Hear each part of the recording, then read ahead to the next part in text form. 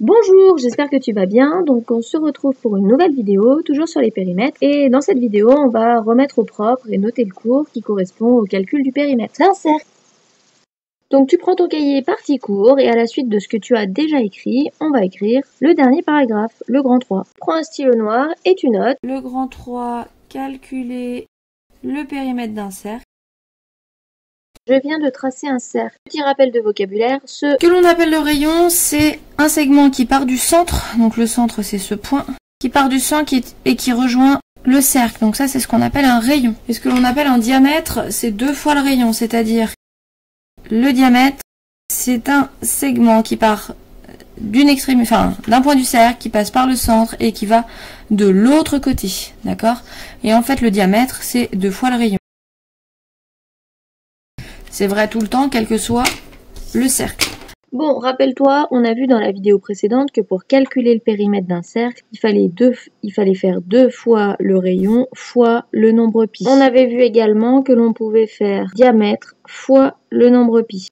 La propriété 3 que l'on va écrire est la suivante. Le périmètre ou circonférence d'un cercle de rayon R est égal au produit du double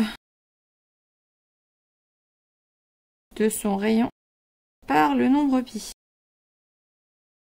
Il est donc proportionnel à son rayon, le périmètre, et aussi à son diamètre. Donc en fait, la formule pour trouver le périmètre d'un cercle, c'est la suivante. Pour trouver le périmètre d'un cercle, je vais faire 2 fois le rayon fois le nombre pi. Ou, je peux faire, puisque 2 fois le rayon c'est le diamètre, je peux faire le diamètre fois le nombre pi. Alors, attention, le nombre pi n'est pas un nombre décimal. Il possède une infinité de chiffres après la virgule. Alors, le début, c'est pi est environ égal à 3,14, 15, 92, etc. Donc, très souvent, on va utiliser 3,14 comme valeur approchée. Ou sinon, on utilise la touche pi de la calculatrice. Tout ça, je te l'avais déjà dit dans la vidéo précédente, rappelle-toi. Alors avant d'aller plus loin, je te propose déjà d'écrire tout ça au propre, d'accord? De toute façon, je t'avais déjà expliqué tout ça dans la vidéo précédente, mais là, il faut garder une trace de la leçon, d'accord? Donc tu me l'écris partie cours dans le cahier, toujours à la suite. Mets la vidéo en pause pour avoir le temps d'écrire, et une fois que c'est fait, relance-la, on va continuer. Donc on reprend, et maintenant on va faire des petits exercices concrets.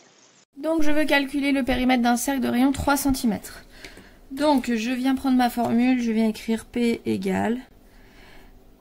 Dans le texte, on me donne le rayon, donc je vais choisir la formule où il y a R pour rayon. Donc, je vais prendre 2 fois R fois pi. Ensuite, je viens remplacer R par la valeur. On dit que le rayon, c'est 3 cm. Donc, je vais écrire 2 fois 3 fois pi. 2 fois 3, je peux le faire, ça me fait 6. Donc, il me reste à faire 6 fois le nombre pi. Donc là j'ai plusieurs possibilités. Soit je prends ma calculatrice et je fais 6 fois une valeur approchée, 3,14, et j'obtiens 18,84. Ou alors, pour être plus précis, je vais utiliser la touche pi de la calculatrice, celle-là. Donc je vais faire soit 6 fois pi, soit le calcul de départ, 2 fois 3 fois pi. Donc c'est parti, c'est ce que je vais faire, 2 fois 3 fois pi. Je tape mon calcul, je fais égal. Et là, si je regarde la réponse qu'elle apporte, elle m'apporte 6 pi. Bon, c'est bien, mais 6 pi, ça ne nous aide pas. Donc, pour avoir une valeur approchée, je vais utiliser les deux triangles au-dessus du égal. Et là, ma calculatrice me donne 18,84, 95, 5, 5, 9, 2, etc. Donc là, je ne veux pas tout écrire. On va arrondir le résultat.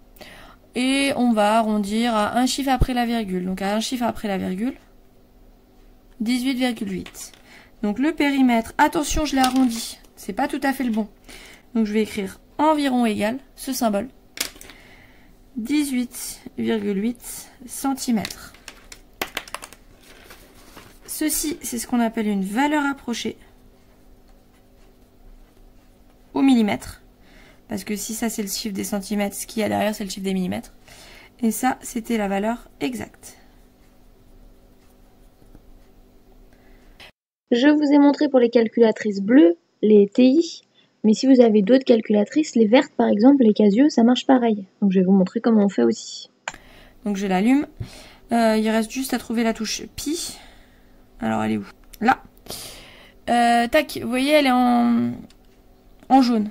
Donc pour faire apparaître la fonction jaune, il faudra faire seconde et la touche x10x, d'accord, pour faire apparaître le pi. Donc je fais mon calcul, 2 fois 3 fois pi, seconde, cette touche-là. Donc 2 fois 3 fois pi, je fais égal. Là encore, elle me répond 6 pi, je ne sais pas si vous arrivez à voir. Donc là, c'est pareil, il faut changer l'affichage, et pour vous, ce sera la touche SD. D'accord? Et donc là, ça y est, j'ai bien mon résultat. 18,84, 95, 5,5, 5,92, comme l'autre. D'accord? Et enfin, s'il y en a qui en ont des comme ça, on les fait toutes, on regarde ce que ça donne. Celle-là, elle fonctionne comme la verte, comme la Casio. Il y a juste le nom des touches qui va changer un petit peu. Le pi, il est en jaune ici, donc pour utiliser la fonction jaune, il faut faire shift d'abord. Donc je fais 2 fois 3 fois fois seconde fois 10 pour avoir le pi. Je fais égal, c'est cette touche-là, exe. Elle me donne encore 6 pi. Pour changer, c'est pareil, c'est SD qui est ici. Et j'obtiens toujours la même valeur, d'accord? Donc ça marche bien dans tous les cas, avec quelle que soit la calculatrice. Si vous utilisez celle de votre portable, ça fonctionne également. J'ai rajouté une deuxième question. Maintenant, je veux calculer le périmètre d'un cercle de diamètre 5 mètres. Cette fois, dans la consigne, on me donne le diamètre. Donc, je vais choisir la formule avec D pour diamètre. Et la formule, c'est diamètre fois le nombre pi. Donc, c'est encore plus simple. Je vais écrire 5 fois le nombre pi. Je prends ma calculatrice, je fais le calcul. Donc, je vous ai montré 5 fois pi. Je pense à changer. Et environ 15,5. Et je fais attention, mon diamètre était donné en mètres, donc mon périmètre, il est en mètres. D'accord? Et ça, c'est une valeur approchée. Cet exercice, c'est un exercice modèle, donc je veux que tu l'écrives dans ton cahier partie cours. Donc tu mets la vidéo en pause, tu écris l'énoncé en vert et la rédaction en bleu. Et les choses importantes en rouge. Quand tu as tout écrit, tu peux relancer la vidéo. Encore du texte à écrire puisque je te mets la feuille de fin de chapitre. Il te faut malheureusement la recopier, toujours dans le cahier partie cours. Et bien sûr, comme tu t'en doutes, du travail à faire.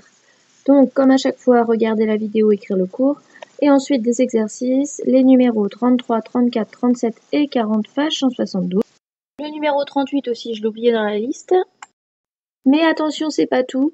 Je vais te remettre une dernière vidéo, toujours sur les périmètres, avec des exercices un petit peu plus compliqués.